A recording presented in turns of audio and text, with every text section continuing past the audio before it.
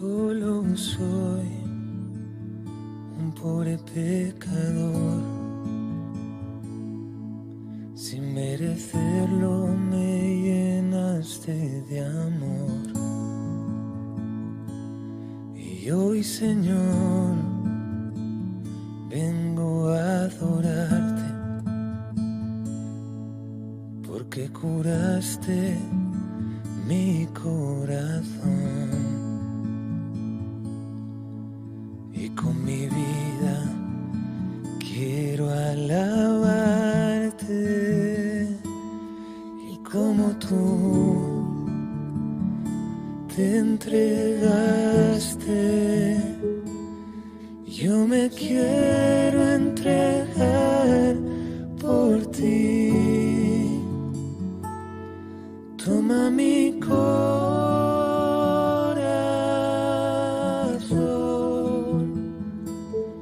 toma mi corazón,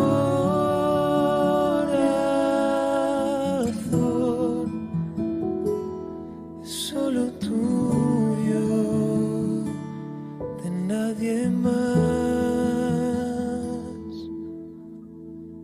No hay ninguna razón para desconfiar de ti. Tú no puedes equivocarte. Y como no voy a dejarme ir, no tengo miedo de decirte que sí. Dejo mi vida en tus manos, y como tú te abandonaste, yo me quiero abandonar en ti. Toma mi corazón,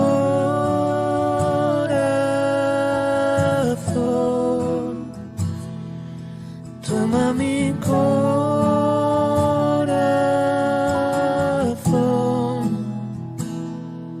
toma mi corazón,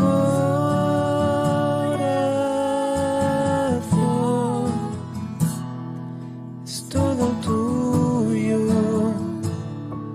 y solo tuyo. Toma mi corazón,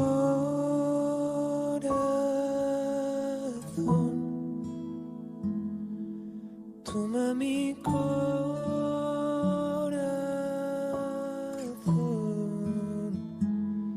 solo tuyo.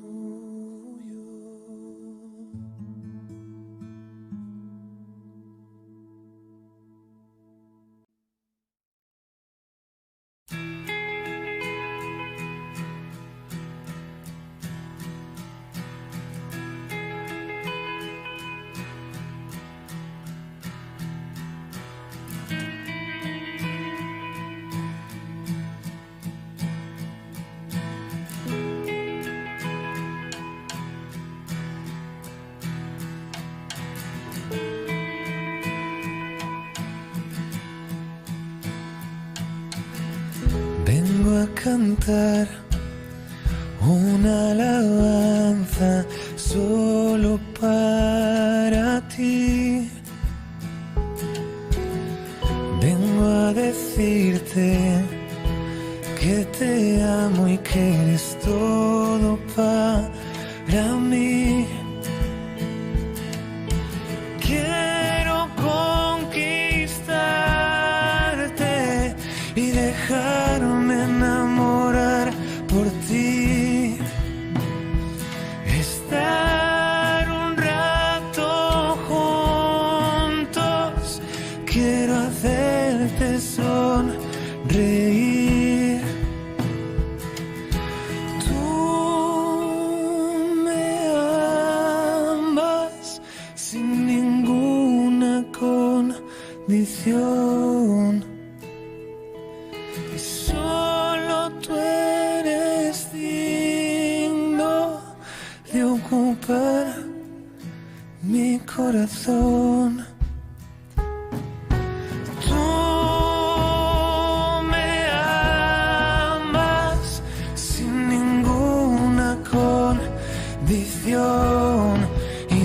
solo tú eres digno de ocupar mi corazón.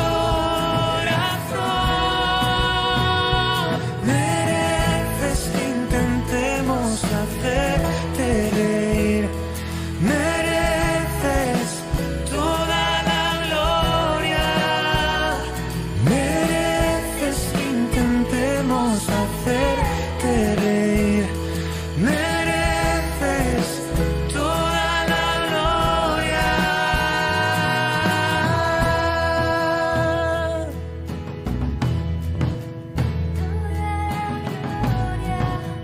Toda la gloria.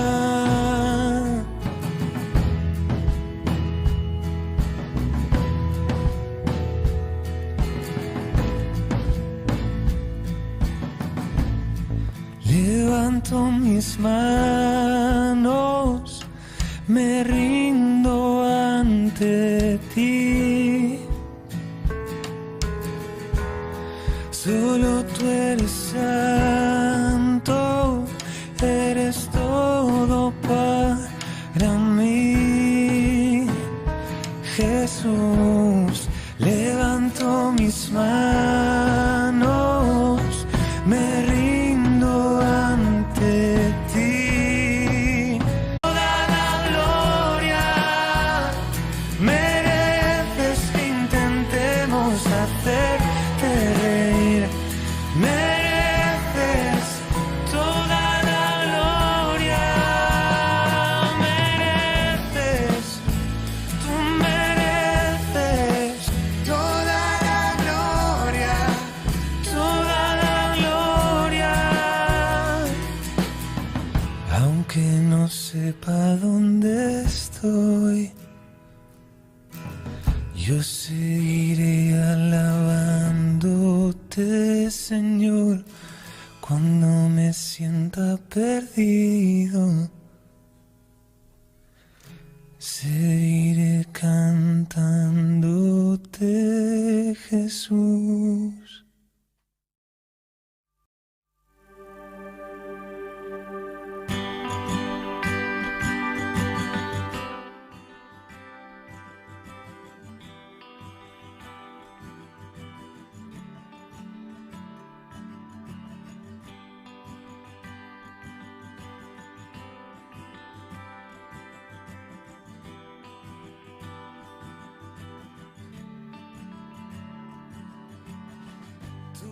Día de estas jornadas culturales de Santo Tomás de Aquino, que organiza el Instituto Teológico San Eufrasio junto con el Instituto de Ciencias Religiosas de San Dámaso en su sección en Jaén.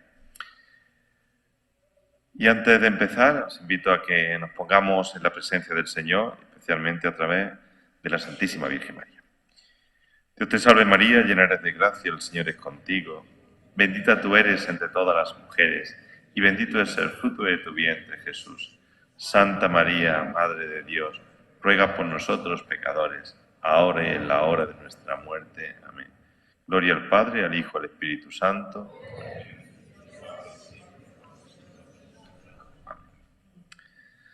Pues lo dicho, muy buenas tardes a todos y muchas gracias por asistir.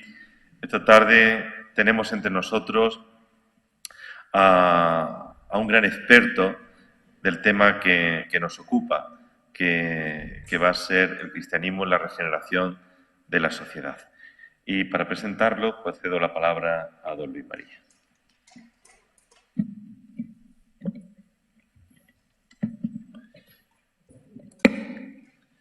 Pues Mariano Crespo, que es catedrático de Filosofía de la Universidad de Navarra y que es director del máster en Cristianismo y Cultura Contemporánea, que fue el motivo por el que a nosotros nos pareció que podía ayudarnos en esta jornada. Nació en Toledo en el año 1966 y ha sido profesor durante 10 años, al menos, en Liechtenstein, que eso es un país muy chiquitito, muy chiquitito. Y tan chico era que se encontró con Leticia, su mujer, y bueno, luego ha sido profesor en Chile también, en la Pontificia Universidad Católica de Chile. Ha tenido estancias de investigación también en Estados Unidos y en Copenhague. De ese encuentro en Liechtenstein nacieron sus 4 hijos, Pablo, David, María y Gabriel, que no sé si tiene mucho que ver con la vida académica, pero sí con la vida personal. Y en nuestros encuentros, pues, es mucho más importante siempre la persona que el currículum, que por cierto es muy amplio. Ha tenido estudios sobre el valor ético de la afectividad, sobre la dignidad humana, tanto en metafísica como en la ética, estudios de filosofía trascendental, fenomenología y derecho natural, y el más reciente, en un estudio interesantísimo del que he tenido oportunidad de escuchar de su propia boca, es sobre gratitud y cuidados paliativos, en un estudio conjunto entre profesionales de la sanidad en cuidados paliativos y filósofos y éticos de distintos grupos de investigación o de distintos lugares. Ese diálogo entre filósofos y clínicos. Ha publicado artículos sobre diversas cuestiones éticas y de epistemología, de interpretación. La mayoría de ellas desde lo que es la corriente que fue de su formación, la perspectiva de la fenomenología. Y bueno, pues poco más. Yo lo conocí ayer, pero ha sido 2 días intensos de convivencia donde he descubierto una persona humilde, generosa, buen conversador. No lo he descubierto, pero no lo ha dicho él, que es mal cocinero, pero una persona verdaderamente entrañable por lo que yo he percibido en estos 2 días que hemos convivido. Y no te robo más tiempo, porque todo lo que yo diga te lo quito a ti. Muchísimas gracias. Le damos un aplauso.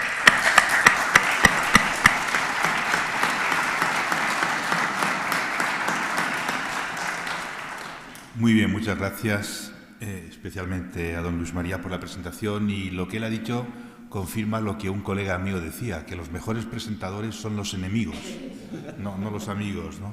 Bueno, pues ya, y lo de mal cocinero es mucho, lo más adecuado es pésimo.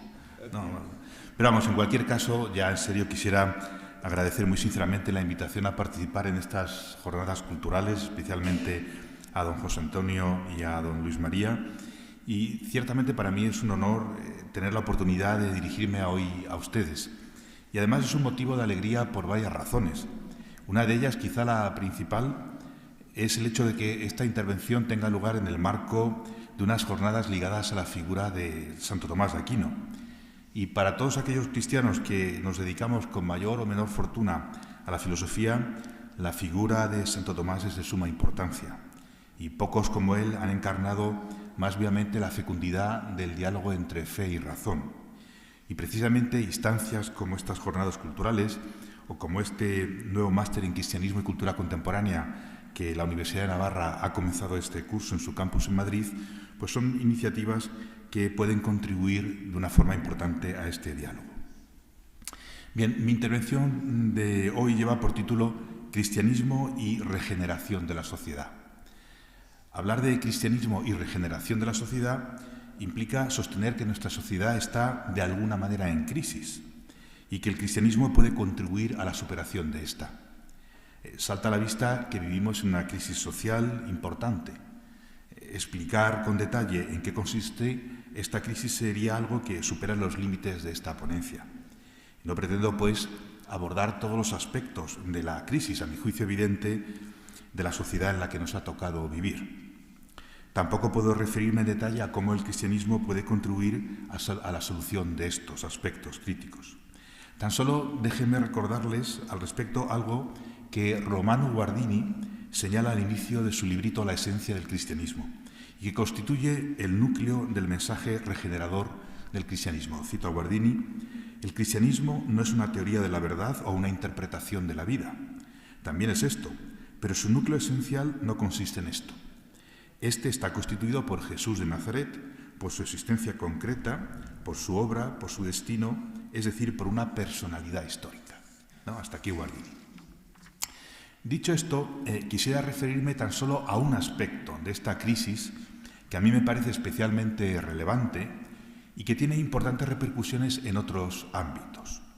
Me refiero a la crisis de la confianza en la razón, de la confianza en que esta, la razón, puede formular proposiciones acerca de la vida y de la muerte, de Dios y de la eternidad, acerca de las cuestiones fundamentales de la existencia humana, proposiciones que pretendan ser justificadamente verdaderas. Un ejemplo de lo que acabo de formular lo encuentran ustedes en el debate actual acerca de lo que se ha venido llamando posverdad. Lo que en última instancia subyace aquí es una indiferencia ante la posibilidad de que una convicción o creencia sea verdad o mentira, siempre y cuando convengan a un determinado modo de sentir y de vivir, a un deseo de realidad, a una creencia más profunda. No hay, pues, que permitir que los hechos arruinen nuestra interpretación. ¿En qué consiste, pues, esta crisis de confianza en la razón que caracteriza a nuestra sociedad y en qué medida el cristianismo puede contribuir a superar esta situación, en definitiva, a regenerar nuestra sociedad?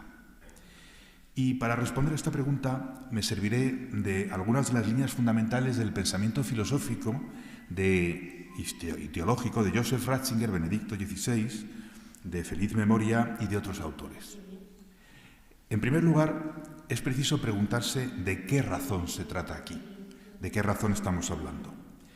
Y pienso, utilizando una expresión de un autor que es difícil de traducir al castellano, que se trata de una razón fiel, ¿no? Esta fidelidad de la razón se expresa, por un lado, en el reconocimiento de la riqueza de dimensiones de la realidad y en el carácter inteligible de la misma. Y por otro, en la apertura a dejarse informar por la fe. Pero vayamos por partes. Ciertamente, como sabemos todos, hay muchas cosas que no comprendemos o de las cuales tan solo tenemos una pobre idea.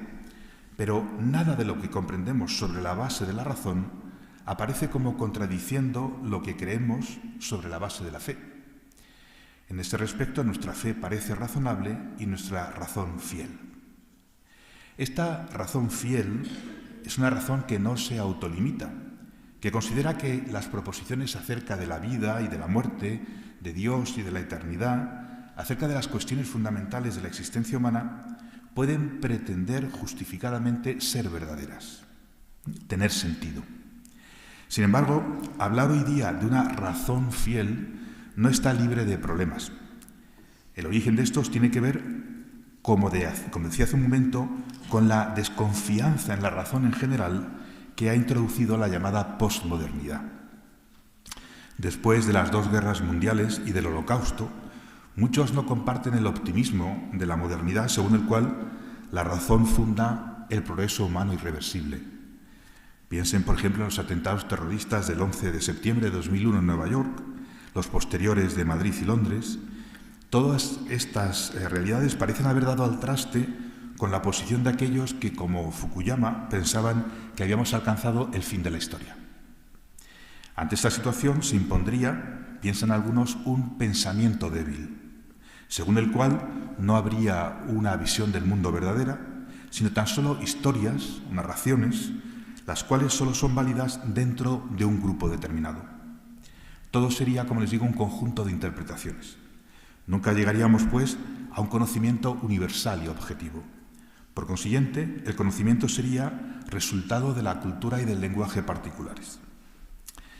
Sin embargo, también es verdad que no sería justo dejar de reconocer el esfuerzo de ciertos autores por mostrar que la situación actual es ambivalente. Por un lado existe la posibilidad de la decadencia, pero por otro lado existe también la posibilidad de la plenitud, de la resistencia. La elección entre decadencia y plenitud está en función de la respuesta a los retos de la sociedad actual.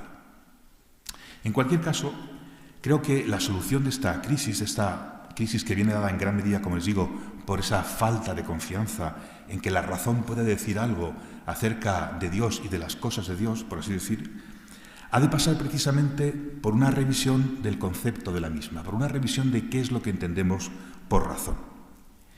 Y es precisamente en esta tarea en la que a mi juicio quiso embarcarse Joseph Ratzinger, Benedicto XVI, a fin de mostrar, mejor dicho, de volver a mostrar la racionalidad interna del cristianismo, ¿no? Algo de lo cual don Juan Jesús nos hablaba ayer. En este orden de cosas, la fe cristiana tiene esencialmente que ver con la razón y la razón con la fe. Es más, es de su esencia el tener que ver con ella. Como Ratzinger, en la estela de autores como el propio Santo Tomás afirma, la fe cristiana fue y es la opción por la prioridad de la razón y de lo racional. Permítame citar un texto sobre este punto que se encuentra en un libro que contiene el diálogo que Ratzinger mantiene con un filósofo italiano. Cito. Dice, hoy como ayer, dice Ratzinger, la fe cristiana es la opción por la prioridad de la razón y de lo razonable. Esta cuestión última ya no puede decidirse con argumentos científicos y el pensamiento filosófico también alcanza aquí sus límites. En ese sentido, no existe una demostrabilidad última de la opción cristiana fundamental. Pero, ¿puede la razón renunciar a la prioridad de lo razonable sobre lo irrazonable? ¿A la naturaleza primordial del logos sin suprimirse a sí misma? La razón no puede evitar pensar también lo irrazonable según su medida, es decir, razonablemente, restableciendo así implícitamente la primacía de la razón que acaba de ser negada. Por su opción por la primacía de la razón, el cristianismo sigue siendo ilustrado incluso hoy. Hasta aquí Ratzinger. La fe, sin perder lógicamente su dimensión de misterio, quiere hablar racionalmente y apelar a la razón. La fe, por tanto, está unida con la racionalidad. Y precisamente en este punto, y ya desde sus orígenes, la fe cristiana se ha apoyado en el concepto griego de logos. De hecho, la victoria del cristianismo sobre las religiones paganas, señala Ratzinger, fue hecha posible por la pretensión de racionalidad del cristianismo, por la síntesis en definitiva de razón, fe y vida. Esto último que acabo de decir está conectado con el hecho de que los cristianos no pensamos que la cuestión acerca de Dios sea una cuestión meramente personal en el sentido de una mera preferencia personal subjetiva. De esta convicción surge la necesidad del diálogo y no de la violencia. Los cristianos pensamos que el hombre puede conocer a Dios, que en Jesús ha aparecido la verdad y que la verdad no es un asunto privado, sino algo que tiene que ser conocido y compartido. Si además resulta esencial al mensaje cristiano la idea de que este no es un mensaje reservado a un círculo de iniciados, sino dirigido a todos los hombres, entonces le es también esencial el que tenga que ser formulado en el lenguaje general de la razón humana. Esta desconfianza en la razón, ¿no?, que según Ratzinger está en la base del relativismo denunciado por él, considera que uno de los problemas fundamentales del cristianismo de comienzos del tercer milenio tiene que ver, como les decía, con la desconfianza generalizada de su pretensión de verdad. Ahora voy a poner algún ejemplo de lo que quiero decir. Esta desconfianza se manifiesta en el planteamiento, como les decía, de la cuestión acerca de si tiene sentido aplicar el concepto de verdad a la religión. Dicho de otro modo, si el hombre puede conocer la verdad en sentido propio sobre Dios y las cosas divinas. Ratzinger reconoce que aquí el cristianismo no se encuentra en mejor posición que las otras religiones. No es infrecuente en nuestra sociedad que se considere que las proposiciones de las religiones estarían desprovistas de toda pretensión y de todo valor de verdad. Todas serían compatibles entre sí, porque en definitiva ninguna de ellas sería verdadera. Un ejemplo de este modo de concebir las proposiciones religiosas lo constituye la tesis de un filósofo del cual don Juan Jesús nos hablaba ayer también, Wittgenstein, que sostiene lo siguiente. Fíjese, dos afirmaciones básicas, ¿no? La primera, no hay algo así como una religión verdadera. Esto es indicado cuando se dice, por ejemplo, esta proposición religiosa, con independencia de cuál sea, no es como una proposición de la ciencia natural, no es como una proposición de la física, de la biología. Dado que la religión no contendría el tipo de proposiciones de las que únicamente se puede predicar la verdad o falsedad, a saber, las de la ciencia natural, no sería posible sostener que hay proposiciones religiosas verdaderas y proposiciones religiosas falsas. Por consiguiente, todo y nada sería sostenible por razones religiosas, ¿no? Dado que no se puede decir que una proposición religiosa sea verdad o no, pues se puede sostener todo. Una segunda afirmación, ¿no?, sería la siguiente. La fe religiosa es comparable con el enamoramiento de una persona, más que con su convicción de que algo sea verdadero o falso. Del mismo modo que en el enamoramiento hay un elemento que se resiste a una explicación racional y por tanto intersubjetiva, las proposiciones religiosas compartirían la arbitrariedad de los enunciados del amante acerca de su amada. O sea, cualquier proposición religiosa no sería explicable en términos racionales, de la misma manera que yo no puedo explicarles racionalmente hasta el final por qué quiero, por ejemplo, a mi hija María que cumple hoy 19 años. Sí, racionalmente, claro, hay una base racional, pero hasta el final no lo puedo explicar. De acuerdo con esta lógica, como señala también Ratzinger, comentando estas proposiciones, cito, no tendría importancia alguna para la religión cristiana el que Cristo haya realizado efectivamente alguna de las cosas que se refieren de él, o incluso haya existido o no. Hasta aquí Ratzinger. Así podría, por ejemplo, creerse en un Dios creador del cielo y de la tierra, sin que ello signifique que Dios haya creado realmente el cielo y la tierra, sino únicamente que uno se entienda a sí mismo como criatura y que de este modo vive una vida más significativa. Dicho con otras palabras, las creencias religiosas no podrían ser refutadas por evidencia alguna, de la misma manera que nadie puede refutar en sentido estricto las proposiciones referidas al amor que siento por mi amada. De esta forma, la religión y el pensamiento teológico se desvincularían de la filosofía, quedando relegados al ámbito de lo privadamente experimentable y, por consiguiente, arracional, ¿no? Fuera de la razón. El problema de Dios deja, pues, de ser un tema de la razón. No es exagerado decir que en este punto se juega, en definitiva, el futuro de la filosofía y de la teología. Ante esta situación y en un alarde, me parece a mí, de realismo, el entonces cardenal Ratzinger señalaba lo siguiente. Es una cita un poquito larga, pero merece la pena. Decía Ratzinger, vivir en bonitas ficciones podrá ser bueno para los teóricos de la religión, pero para el hombre moderno, que se plantea la cuestión acerca de con qué y para qué vivir y morir, esas ficciones no son suficientes. El abandono de la pretensión de expresar la verdad, que sería como tal el abandono de la fe cristiana como tal, se endulza aquí diciendo que podría dejarse que la fe siguiera subsistiendo como una especie de enamoramiento con sus hermosos consuelos subjetivos o como una especie de mundo del juego que existiría junto al mundo real. La fe se traslada al mundo del juego, mientras que hasta ahora había afectado al plano de la vida como tal. En todo caso, la fe jugada es algo fundamentalmente diferente de la fe creída y vivida. No existe indicación alguna de un camino, sino que únicamente se embellecen las cosas. La fe no nos sirve de ayuda en la vida ni en la muerte. A lo sumo hay un poco de variedad, unas cuantas bonitas apariencias, pero solo apariencias. Y eso no basta para la vida y para la muerte. Hasta aquí la cita. Pero, ¿cómo se ha llegado a esta situación? ¿Cuál es el modo de concebir la razón según el cual no sería posible un discurso racional acerca de cuestiones como Dios, la verdad, los valores, el sentido de la existencia humana?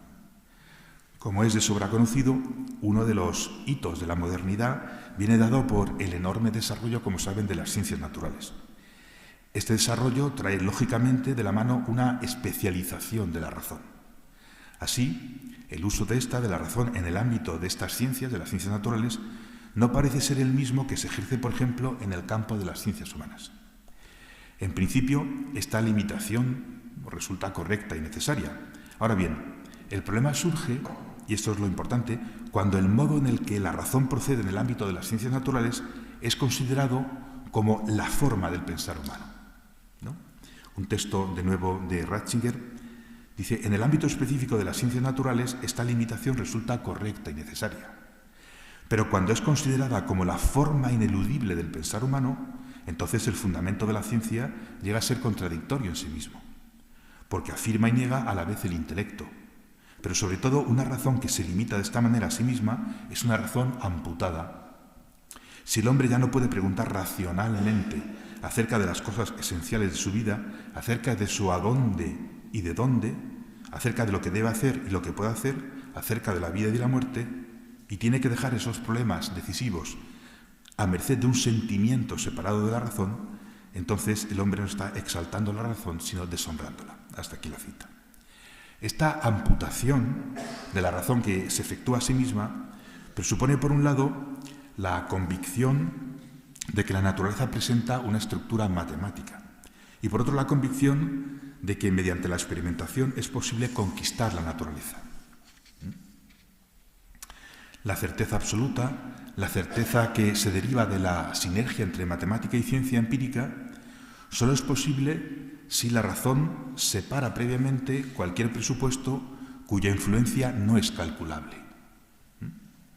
Una consecuencia de esto sería la consideración de que los problemas que no pueden ser estudiados por este método empírico, aséptico, esto es por la experimentación, son problemas no científicos, o en el mejor de los casos precientíficos, pertenecientes a esa región de lo incalculable. Todas aquellas vivencias referidas a estas cuestiones se sustraen a la mensurabilidad científica y, por consiguiente, caen fuera del radio de la razón.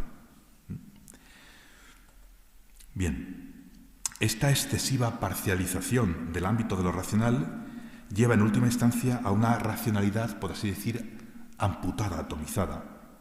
Y relacionado con este fenómeno y con la consideración de las vivencias religiosas como vivencias meramente sentimentales, pertenecientes al ámbito de lo privado y, por tanto, no intersubjetivo, nos encontramos con la pérdida del carácter integrador de la religión, ¿no? Por tanto, asistimos a esta especie de consideración de que la razón solamente tiene que ver con la ciencia natural, con aquello que es demostrable con los métodos de la ciencia natural, con la observación y con la experimentación, y todo aquello que cae fuera de ese ámbito, por ejemplo, el ámbito de la religión, en definitiva es un ámbito no lógico, un ámbito en el que únicamente cabe el sentimiento, y por tanto se podría defender cualquier posición o proposición religiosa desde este ámbito, porque de la misma forma que sobre gustos no se puede discutir, tampoco se podría discutir sobre preferencias emocionales subjetivas. Lo que para mí es verdadero, para otro sujeto puede no serlo. Bien, el resultado último de todo este proceso es, como les digo, la consideración que sobre estas preguntas esenciales a las que me acabo de referir no cabe certeza alguna, del mismo modo que esta certeza no se puede dar entre las diversas opiniones. De lo que se trata, en definitiva, es si la razón o lo racional está o no al comienzo y en la raíz de todas las cosas, o si en realidad todo es fruto del azar, de la necesidad, de lo irracional. Y ante la constatación de esta autolimitación de la razón, que tendría lugar en la modernidad, caben en principio dos opciones, ¿no? Dos posibilidades. O bien un rechazo de plano de las convicciones de esa época, de la modernidad, mediante una crítica negativa de las mismas, postulando así un regreso al periodo anterior a la Ilustración, o bien, y esto es lo interesante, una crítica de la modernidad y de la razón moderna desde su interior, reconociendo los elementos positivos que tiene el desarrollo del espíritu moderno. Ver qué es lo que se puede rescatar de la modernidad. Y uno de los aspectos centrales de la aportación justamente de Joseph Ratzinger al respecto consiste precisamente en este intento por reconocer las posibilidades que la modernidad ha abierto al hombre en lo que se refiere, por ejemplo, a la valoración de la razón, ¿no? Y en la necesidad de plantear desde ella misma la necesidad de ampliar su concepto, ¿no? En ese sentido, fíjense, hay una afirmación en una de las encíclicas de Benedicto XVI, Spe Salvi, dedicada a la esperanza, que es ciertamente notable. Ahí escribe el Papa. Dice, ciertamente, dice, la razón es un gran don de Dios al hombre, y la victoria de la razón sobre la irracionalidad es también un objetivo de la fe cristiana. Hasta aquí esta cita, ¿no? Dice, en este orden de cosas, su crítica a la modernidad, la crítica de Ratzinger, Benedicto XVI a la modernidad, al igual que se contiene en la encíclica Fides Ratio de San Juan Pablo II, busca la unidad con elementos esenciales de la lucha intelectual de la edad moderna, como por ejemplo la seguridad de buscar y hallar la verdad. Dice Ratzinger, en un texto breve, dice, nunca será anacrónica la seguridad de buscar y hallar la verdad. Esta seguridad es precisamente la que mantiene al hombre en su dignidad, la que rompe los particularismos y, sobrepasando las fronteras culturales, aproxima a los hombres entre sí, partiendo de aquella dignidad que es común a todos ellos, ¿no? El ámbito, en definitiva, de la verdad que puede ser compartido por todos. La tarea, por tanto, que se impone sería la de explicar los aspectos centrales de una razón que intenta superar la autolimitación que ella misma se había impuesto. Y veíamos, por ejemplo, cómo la limitación de la investigación filosófica a aquellas cuestiones susceptibles de ser estudiadas exclusivamente desde una racionalidad científica suponía la expulsión del ámbito de la razón de las preguntas acerca de la vida y de la muerte, acerca de Dios, ¿no? Lo que decía hace un momento. Pero, lógicamente, la razón fiel, la razón abierta a la fe, de la que aquí se viene hablando, es una razón que cuestiona aquella clase de procedimiento científico que corta al hombre el camino para plantearse estas cuestiones centrales, ¿no?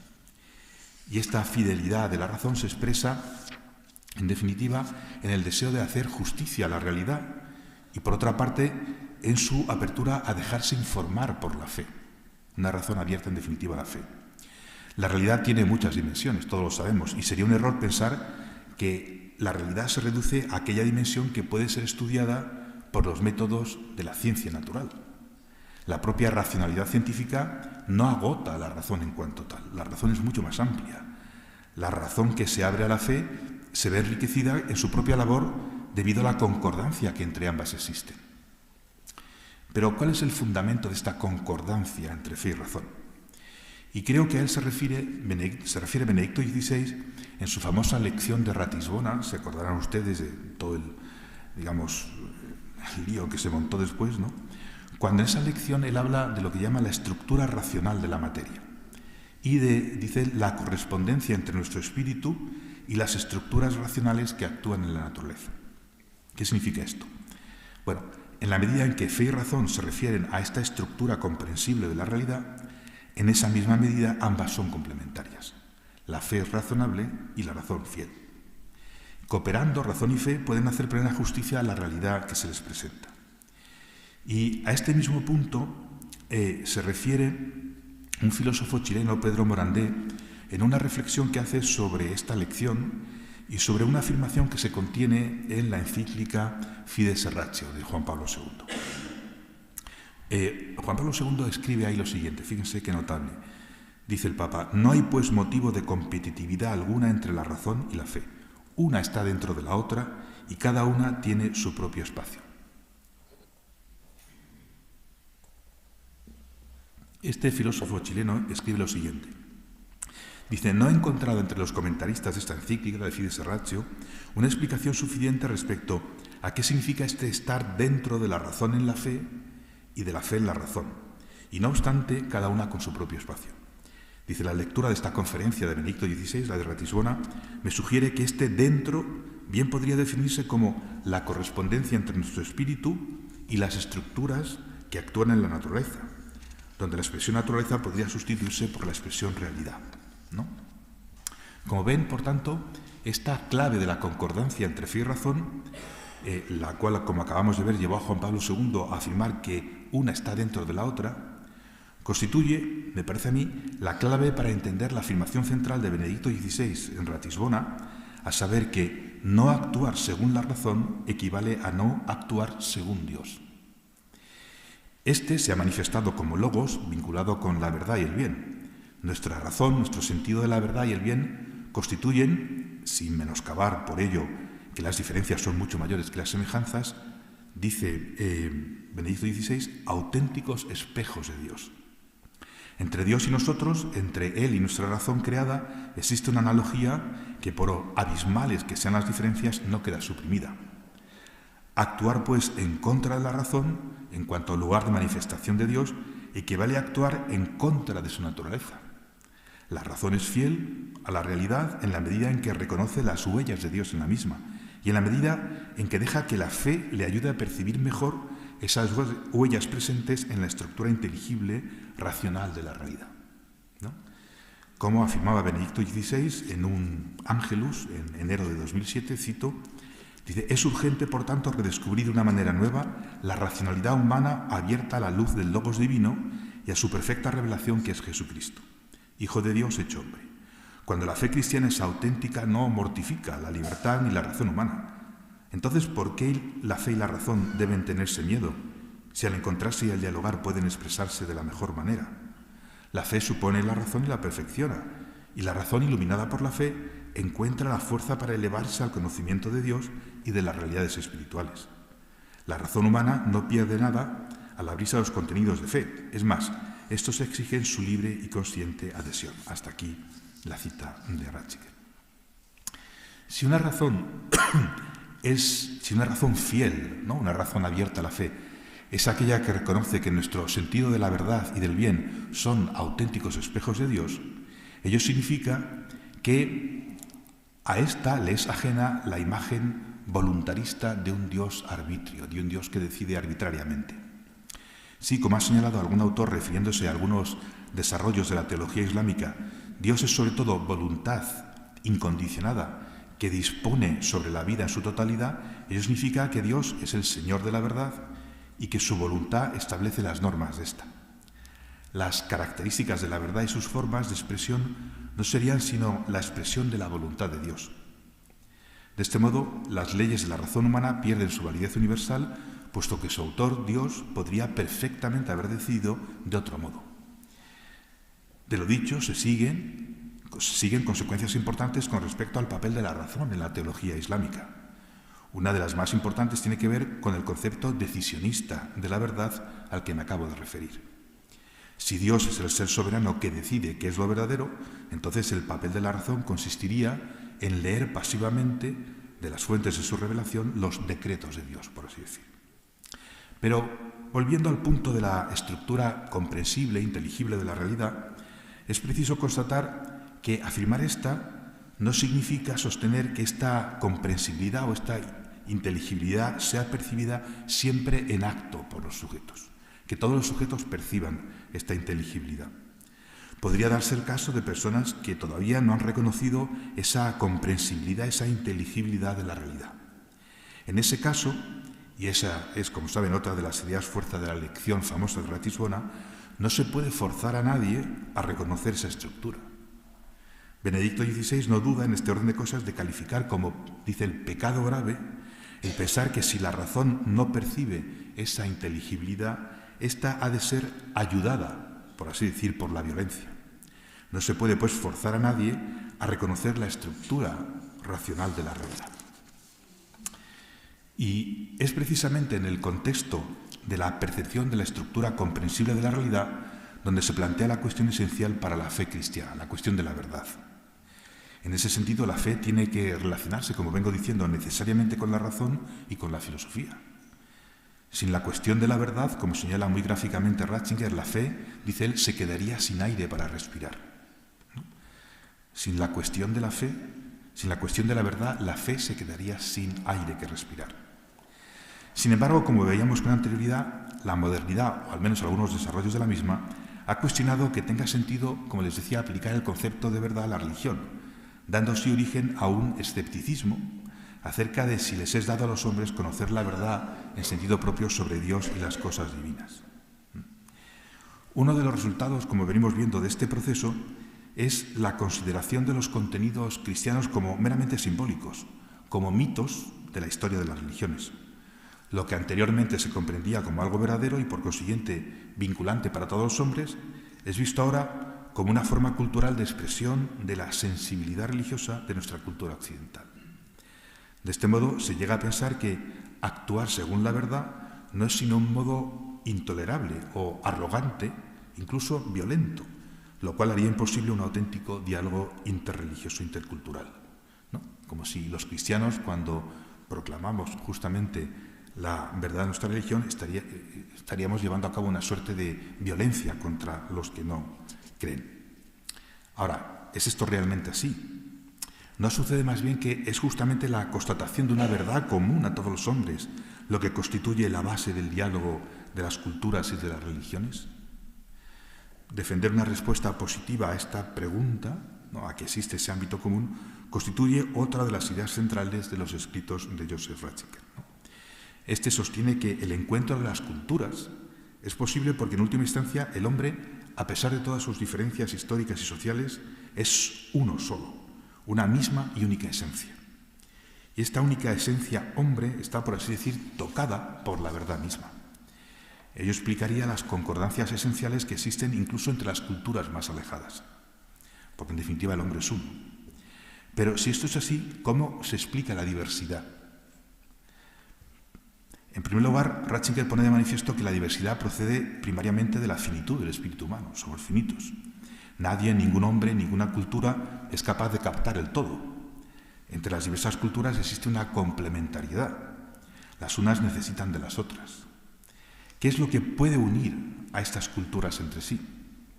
Ratzinger ofrece una clara respuesta a esta pregunta. Un texto muy breve. Dice él: el medio que las lleva a encontrarse mutuamente no puede ser más que la verdad común sobre el hombre, en la cual está siempre en juego la verdad sobre Dios y sobre la realidad en su conjunto. ¿No? Hasta aquí la cita. La verdad, captada por esta razón fiel, aparece por tanto como el espacio abierto en el que todos pueden encontrarse mutuamente y donde nada pierde su valor y dignidad propios. Claro, esto supone, claro está, la recuperación de la convicción de que es posible formular enunciados teológicos verdaderos y discriminarlos de aquellos que son falsos. Algo que parece quizá como muy elemental, pero que tiene también su sentido, ¿no? Dicho de otra forma, sería procedente plantearse la cuestión acerca de la verdad en el ámbito de la religión y de la fe. No todo estaría justificado en nombre de estas. No se puede justificar todo por razones religiosas o razones teológicas, porque en ese ámbito también hay verdad y falsedad. No puedo detenerme más en este punto. En cualquier caso, como les digo, hoy día es muy común interpretar estas palabras como una suerte de arrogancia o incluso de, por así decir, imperialismo religioso. De alguna forma, las reacciones a aquellas palabras de Benedicto XVI en Ratisbona pusieron de manifiesto esta percepción de todo discurso acerca de la verdad como amenazante. Paradójicamente, la reacción contra el presunto dogmatismo de aquellos que consideran que la verdad es el espacio de encuentro entre las diversas culturas y religiones ha desembocado en un dogma, que ya no es presunto, sino real, a saber, la dictadura del relativismo, ¿no? De la cual Ratzinger, Benedicto XVI, ha hablado con frecuencia. Como recordábamos más arriba, una lectura desapasionada no solo de aquel discurso en Ratisbona, sino de otros trabajos de aquel que lo pronunció, dejan suficientemente claro que la verdad no puede buscar otro medio para imponerse si no es precisamente la fuerza de la convicción, pero nunca la violencia. Es necesario, pues, apelar a la conciencia y a la razón. Es un pecado, decía Ratzinger, pensar si la razón no está dispuesta, hemos de ayudarla con el poder del Estado. Termino. En esta contribución, ¿no?, en esta ponencia y al hilo de las reflexiones de Joseph Ratzinger, Benedicto XVI, he pretendido pasar revista de una manera apresurada a los aspectos fundamentales de la cuestión acerca de los límites y las posibilidades de nuestra razón, con especial consideración de las repercusiones en lo que se refiere a lo que tradicionalmente se ha denominado premisas racionales o filosóficas de la fe. Esta labor, como les decía, comenzaba con los rudimentos de un análisis crítico del modo en que la razón es entendida en la modernidad y en gran medida en nuestra contemporaneidad, y en la necesidad, como les decía, de ampliar el radio de la razón. O sea, la razón no tiene que ver únicamente con la ciencia empírica, sino que también tiene que ver con las cuestiones existenciales últimas, ¿no? Y en virtud de esta propia voluntad de racionalidad, el cristianismo se presenta hoy día como una apuesta seria por el papel de una razón ampliada, una razón que no es sorda a lo divino y que se abre a la fe, una razón en definitiva fiel. Como les decía, sería un error interpretar lo que acabamos de decir, que lo que acabo de decir supone una concepción excesivamente intelectualista, ¿no?, del cristianismo, en el cual la razón adquiere una primacía que no le corresponde, como si ésta fuera mero conocimiento. No, esa no es la idea.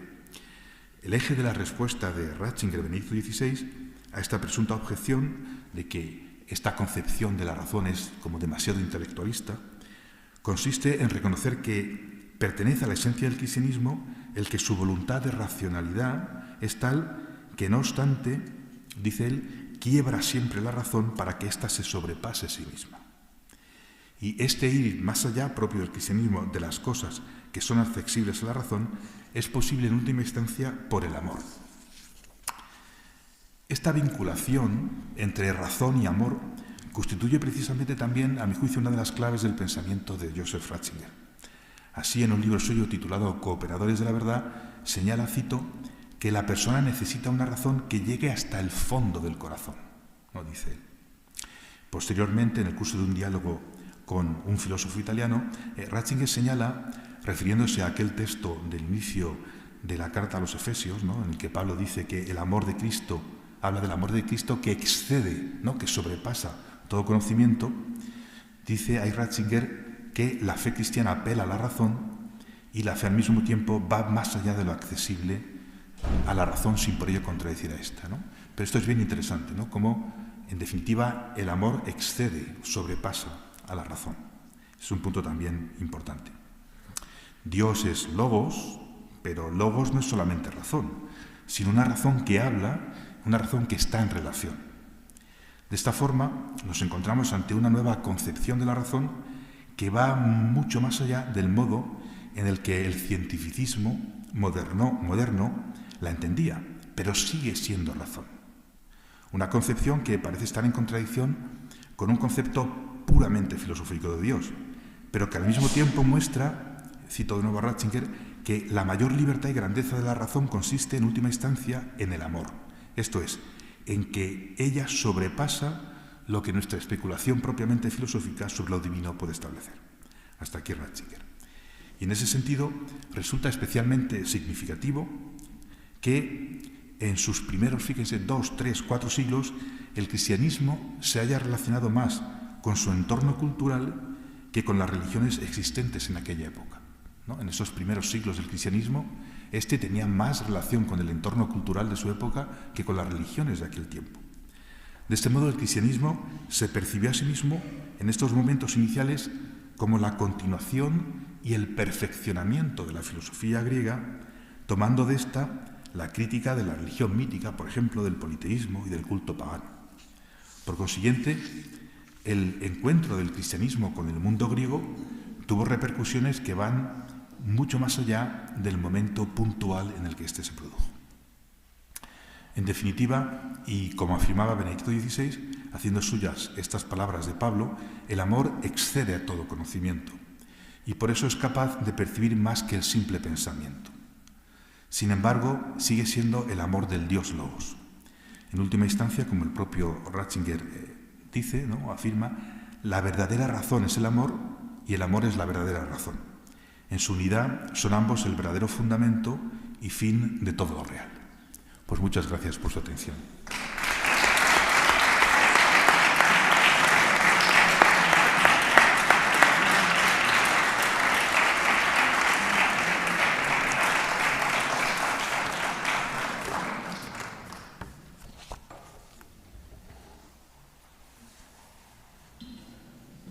Muchísimas gracias, Mariano, por su ponencia, que no es fácil para unos legos en filosofía muchas veces haber podido captar todo lo que ha dicho mucho y muy bueno, pero sí creo que han quedado algunas cuestiones muy claras y creo que muy interesantes. Abrimos el turno de preguntas para poder dialogar con el ponente, plantearle alguna pregunta, alguna cosa. Bueno, mientras sí, mientras no. Mientras sí, mientras no. Y por prolongar el diálogo, hay una cosa que me ha parecido muy interesante y ver si hay alguna manera o ves alguna manera de plantearlo. Muchas veces lo que ofende del cristianismo es la pretensión de verdad. Porque no solo decimos que hay una verdad, sino que encima la tenemos nosotros. Y eso ofende de entrada. Pienso, por poner un ejemplo, no hay ningún problema en que los niños de los colegios se vistan de bruja para Halloween, porque no hay ninguna pretensión de verdad. O sea, no necesitamos creer en brujas ni en duendes para vestir a los niños de duendes. Y empieza a haber problemas en muchos colegios en que se vistan de pastorcitos en Navidad porque no vaya a ser que ofendamos, porque esos pastorcitos tienen una cierta pretensión de verdad histórica.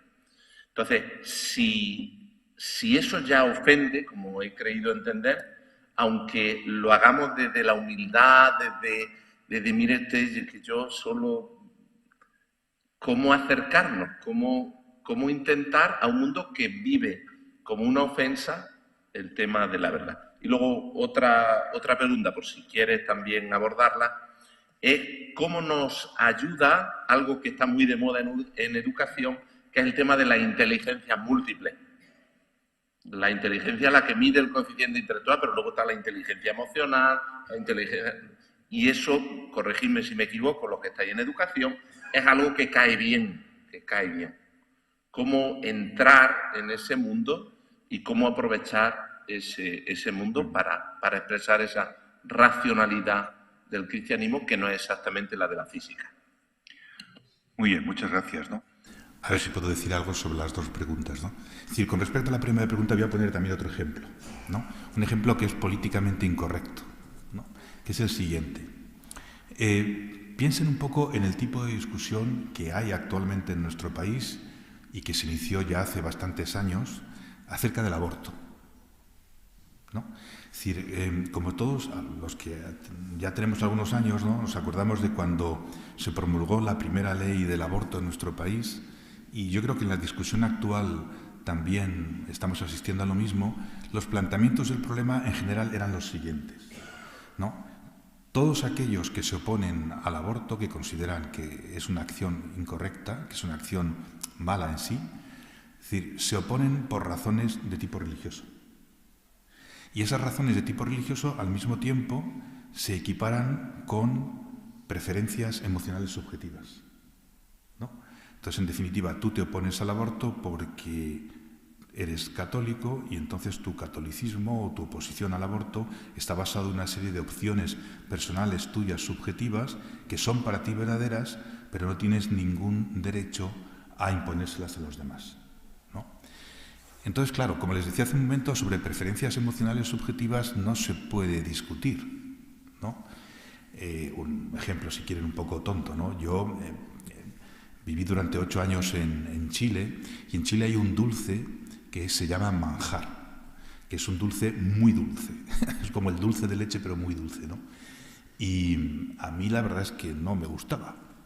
Pero decir en Chile públicamente que a uno no le gusta el manjar equivale más o menos a declararse caníbal.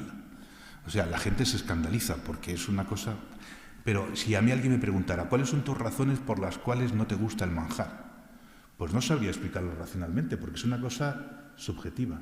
Entonces me da la sensación que en determinadas cuestiones morales centrales, como por ejemplo la cuestión del aborto, en nuestro país se ha planteado esa cuestión en estos términos, como si fuera una cuestión de preferencias emocionales subjetivas.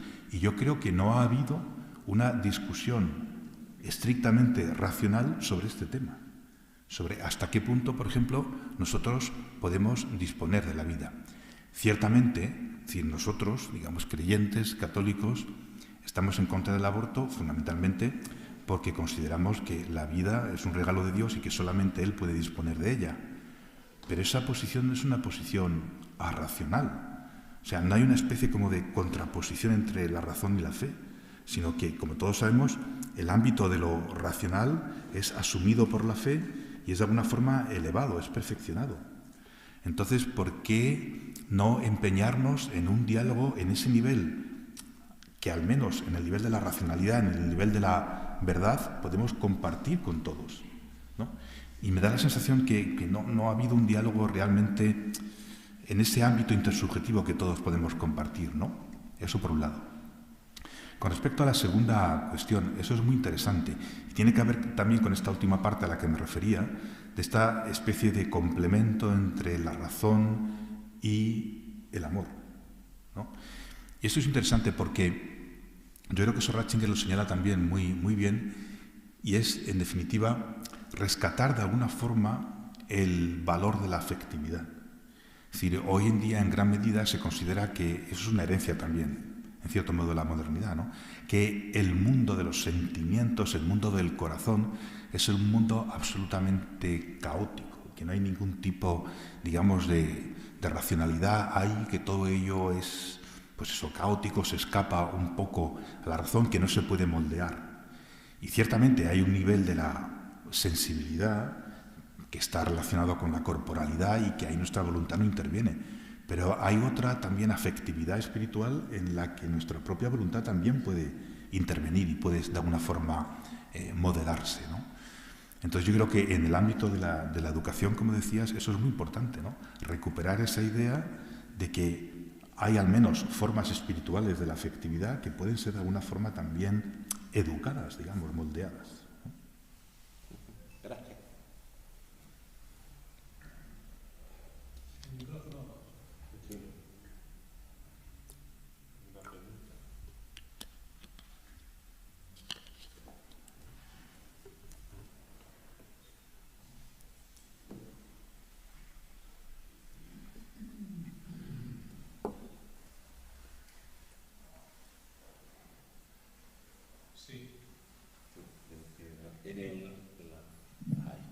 Ahora, sí. ¿No le parece... Quítame esto. ¿No le parece que a veces en la sociedad actual se evitan los diálogos racionales? Rápidamente se echa mano a la emoción, rápidamente se echa mano no sé, a los posicionamientos. Claro, tú como eres católico quieres imponernos. O sea, no se da ni siquiera una pequeña oportunidad para hablar de temas de una forma abierta, dialogante. O sea, estamos en una sociedad que presume de ser liberal, de ser democrática, de ser muy dialogante, de ser todo, pero realmente luego todo se impone por base de cuota de política. Aquí al final ponemos la ley porque tenemos los votos, tenemos los apoyos y esto es lo que hay. Y os fastidiáis, o sea, me lo dicen así, os fastidiáis, esta es la ley. Esto es la ley, como las que no han aprobado hoy mismo día. Entonces, me da la impresión de que el debate de entrada ya está muerto. Vamos, usted como filósofo no se frustra viendo una sociedad tan poco dada a lo racional, tan poco dada a lo no sé si me explico o no, pero que sí. Yo muchas veces como que es que no te dan ni oportunidad, para poder plantear debates, ¿no? Antes de eso ya está el debate muerto, solamente es si quieres exponerte al escarnio o no. Pero el debate como tal muchas veces parece que no es real. Es una pantomima, ¿no? Bueno, pues lamentablemente es lo que sucede, desde luego. Pero yo creo también que en los últimos años eso se ha agudizado, ¿no? Y hemos llegado también a una situación un poco lamentable de polarización, ¿no? La sociedad está muy polarizada, ¿no? Hay unos en un lado, otros están en otro lado, y se echa en falta esa suerte, digamos, de debate racional, que tiene que ver en gran medida o tiene en la base una cierta también actitud moral, ¿no? De apertura a escuchar qué es lo que el otro quiere decir, ¿no? Y lamentablemente yo creo que eso en los últimos años se ha perdido en gran medida. Es decir, yo me acuerdo, no sé, cuando yo estudiaba la carrera hace ya algún tiempito, en los años 80, yo estudié en una universidad pública en Madrid y el ambiente era muy variado. Es decir, había gente muy diversa, pero había un clima de tolerancia, digamos, que no me parece que exista, digamos, hoy día, ¿no? Vean ustedes, digamos, lo que pasó en la Complutense hace poco con la visita de la presidenta Ayuso, por ejemplo, o lo que pasó recientemente, veía esta mañana, con una conferencia también de la embajadora israelí. O sea, como violencia, ¿no? Polarización, digamos, gritos, ¿no? Y es una pena, ¿no? Yo creo que los cristianos, no sé, en gran medida deberíamos intentar recuperar justamente una suerte de calma, ¿no? Y de espíritu de apertura, incluso a los que piensan diferente de nosotros, buscando ese nivel intersubjetivo, ese nivel en el cual todos podemos de alguna forma compartir, ¿no? Sin dejar de renunciar a nuestra propia identidad, pero de alguna forma calmada, sosegada, intentar dialogar incluso con los que piensan diferente de nosotros. Pero ¿no le parece que los que plantean la batalla cultural, la línea de Benedicto, ¿no? De esos valores que son innegociables y que hay que hacer una batalla con la sociedad y plantar cara, ¿no? ¿No le parece que eso muchas veces son muy crispados? Es decir, que no ayudan nada, que si entran al juego de aquí de la fuerza y que en el sentido casi es peor que no, bueno, o sea, sería genial poder dialogar. Ellos no están por dialogar muchas veces. La pena es eso, es que no... Yo recuerdo esos tiempos, hace 30 años, que había un afán por querer conocer otras posturas, por buscar la verdad juntos, por lo menos intentarlo, aunque luego tenías tus posiciones, pero oye, ¿tú qué opinas? ¿Qué opinas, no? Para demostrarte que mis argumentos son superiores, pero por lo menos escucho los tuyos. Pero es que ahora ya no, es que, o sea, en cuanto entres fuera de lo que está políticamente correcto, ¿no? Está definido, en cuanto salga cualquier posición del tema trans, del tema gay, del tema tal, es que vamos, es que tienes que pedirte la baja y borrarte de la sociedad, ¿no? Es que te hacen una persecución en todos los sentidos. Bueno, esto cómo se puede permitir hoy en un Estado democrático, ¿no? Pero esto es lo que hay, ¿no? Ya. Sí, esa crispación también es algo que es una tentación que también podemos tener nosotros, digamos. Eso también es cierto, ¿no? Pero, no sé, es decir, yo pienso que de alguna forma, sin renunciar a nuestra identidad, hemos de estar ahí en el diálogo cultural, ¿no? Pero en el fondo, yo creo que todo se basa en esa suerte, digamos, de actitud moral fundamental de apertura al otro, porque el otro, en definitiva, no deja de ser una persona y no deja de ser también, desde una perspectiva, un hijo de Dios, ¿no? Pero es importante recuperar ese clima un poco de apertura, de tranquilidad, de confianza y de cierto sosiego, pero que ciertamente es una pena que hoy día en gran medida no existe, como existía hace unos años.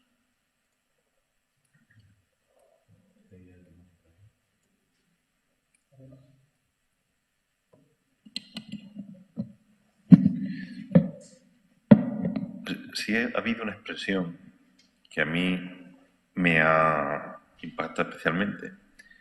Hablar de razón mutilada, eso impide el diálogo. Impide el diálogo. La pregunta está clara. ¿Hay posibilidad en el futuro de que esa razón mutilada realmente acoja ese diálogo con un creyente, lo que aporta la fe? Porque un mutilado está mutilado. Es decir, puede haber una regeneración verdadera de esa razón por parte de la fe. Claro, eso es interesante, es una pregunta también, digamos, difícil, ¿no? Es decir, yo creo que uno de los mensajes fundamentales de la famosa lección de Ratisbona, ¿no? Aparte de que no se puede imponer con violencia justamente esta visión, es mostrar que de alguna forma, aunque ciertamente en la modernidad hay elementos importantes, ¿no?, como es la confianza en la razón, de alguna forma la razón se ha visto llevada a una suerte de hipertrofia, ¿no? De hipertrofia, o, visto desde otro punto de vista, a una mutilación, ¿no? En el sentido de pensar que hoy día, por ejemplo, cuando se habla de una afirmación racional, es una afirmación que surge del ámbito de la ciencia empírica, ¿no? Y de hecho, no sé, todos aquellos de ustedes que a lo mejor, no sé, tengan alguna responsabilidad educativa, por ejemplo, si hablan de ciencia o de una afirmación científica, su auditorio va a pensar, digamos, automáticamente en aquello que un señor hace en un laboratorio, ¿no? Entonces es una especie como de reducción de la razón al ámbito de lo observable y de lo experimentable, ¿no? Y un primer paso para recuperar justamente ese clima de diálogo es intentar mostrar que en ese ámbito de lo no estrictamente comprobable científicamente es posible también, digamos, la racionalidad y, por tanto, afirmaciones que pueden ser verdaderas y que pueden ser discutidas. O sea, que por razones filosóficas o por razones teológicas no se puede mantener cualquier tipo de proposición, ¿no? Sino que ahí también hay proposiciones que son verdaderas y proposiciones que son falsas, ¿no? Y se trata justamente de, en ese trabajo común, identificar dónde está la verdad y dónde está la falsedad, ¿no? Me parece. Y una segunda pregunta que también me viene al hilo de lo que nos ha dicho. Claro, una de las líneas fuertes por las que ahora viene el tema de evangelización, de la fe, esa cosa, por el tema del sentimiento. Del sentimiento. Claro, ¿no tiene la impresión de que quizás esa acentuación del sentimiento, de la vivencia de la fe, ha mermado la racionalidad de la fe y, por tanto, ese diálogo con la racionalidad científica? Sí y no. Quizá una determinada visión parcial del mundo de la afectividad, ¿no? Del mundo de la afectividad. Claro, es decir, si se acentúa tanto, digamos que la razón tiene que ver exclusivamente con lo medible, con lo experimentable, de alguna forma el desarrollo lógico de eso es, por así decir, mandar al ámbito de los sentimientos todo aquello que no es comprobable a través de la observación y la experimentación, ¿no? Y claro, eso lleva de la mano también una consideración de los sentimientos y del ámbito de la afectividad en general como algo absolutamente desprovisto de cualquier tipo de racionalidad, ¿no? Un ejemplo, si quieren, un poco pedestre, ¿no? Es decir, si en la mayor parte, por ejemplo, de las, no sé, películas contemporáneas, cuando un personaje se enamora de otra persona, parece que le cae algo encima, de lo cual no tiene ninguna posibilidad de moldearlo de alguna forma, ¿no? Entonces, un sentimiento que le ha caído uno encima y que no puede de alguna forma moldear, ¿no? Pero claro, yo creo que eso es también no solamente una visión restrictiva de la razón, sino una visión restrictiva también del mundo de la afectividad, del mundo de los sentimientos, ¿no? Cuando hoy hablamos de sentimientos, pensamos también automáticamente en algo que únicamente es verdad para nosotros, ¿no? Pero claro, hay también otro tipo, digamos, de afectividad que de alguna forma parece tener un grado de objetividad mayor. Yo les ponía el ejemplo un poco tonto de este dulce chileno que a mí no me gusta. Pero hay otro tipo de sentimientos que, por ejemplo, a mí me parece que tienen una cierta racionalidad. Es decir, aquel que se alegra ante el mal ajeno, por ejemplo, que la alegría no deja de ser un sentimiento también, me parece que es un sentimiento, me atrevo a decir, incorrecto. Es decir, un sentimiento incorrecto, un sentimiento que atenta de alguna forma contra las leyes del mundo de la afectividad, ¿no? Entonces yo creo que en este ámbito hay que recuperar esta idea de que en el mundo de la afectividad hay una afectividad, por así decir, espiritual, que, no siendo estrictamente racional, se deja de alguna forma moldear, ¿no? Hombre, y todos los que tenemos, eso lo decimos también en castellano, es una persona con buenos sentimientos. No queremos decir simplemente una persona, no sé, que tiene unos sentimientos particulares, sino una persona que es capaz, por ejemplo, de conmoverse ante el sufrimiento ajeno, ¿no? Que es capaz también de, no sé, de indignarse, por ejemplo, ante la injusticia, ¿no? Ante la muerte de un inocente, ¿no? Entonces, no sé, los sentimientos también, en cierto modo, pueden ser o pueden tener una cierta verdad o falsedad. Y yo creo que en el ámbito de la pedagogía, ¿no? Lo hablábamos, eso también es interesante redescubrirlo, ¿no? La racionalidad, por así decir, de la afectividad. Muy bien, pues ya está. Creo que le volvemos a dar un aplauso a don Mariano. Agradecimiento por su ponencia.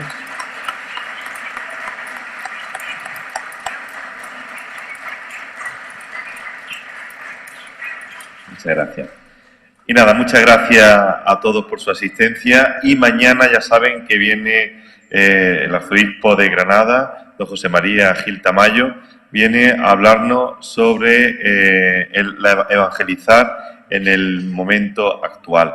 Por eso, pues nada, yo creo que mañana es una cita interesante, una cita importante también para descubrir cómo el Evangelio tiene que hacerse presente en este mundo digital, el mundo de la comunicación, que es de lo que viene hablando. Así que, si Dios quiere, pues mañana estaremos por aquí y espero que puedan asistir. Muy buenas noches a todos.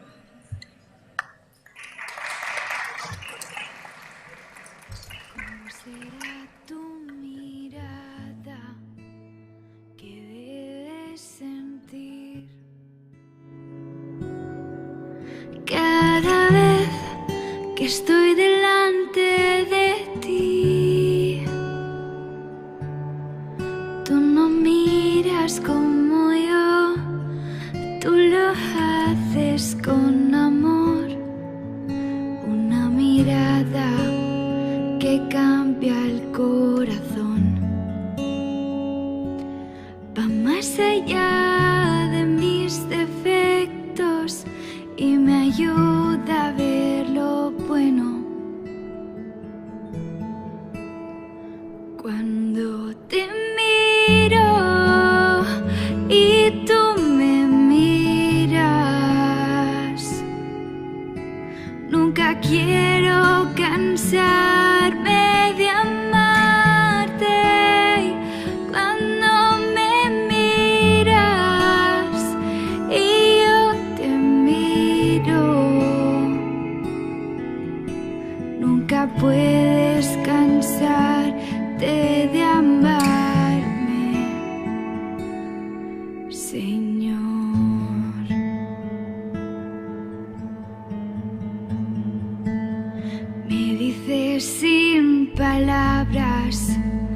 que quieres más de mí,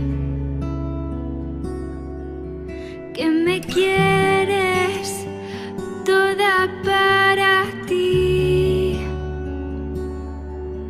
Estás tan enamorado que me duele hacerte daño. Tu mirada desea mi corazón. No te conformas con un poco, tu amor lo quiere todo. Cuando te miro y tú me miras, nunca quiero cansarme de amarte. Cuando me miras y yo te miro, nunca puedes cansarte de amarme, Señor.